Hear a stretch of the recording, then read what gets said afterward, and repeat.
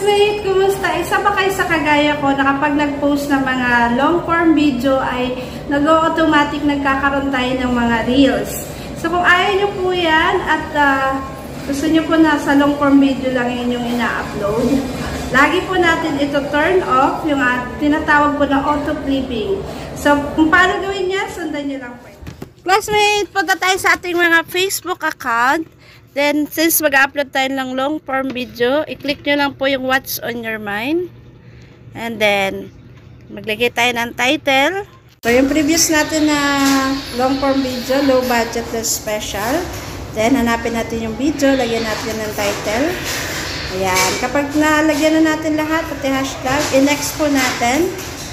And then, bago natin i-upload, kapag nandyan na po tayo sa, yan, yung parang gunting po, create playlist, yan po, ito turn off natin dapat yan, nakakulay gray, bago natin i-save. So, according po dyan, yan, so, pag na-turn off, i-save natin. Okay, so, once na na-save po natin yan, bago i-share, yung long-form video natin, hindi na siya mag-auto-clipping po, mga classmates. So, lagi pong ganun gawin natin bago i-share.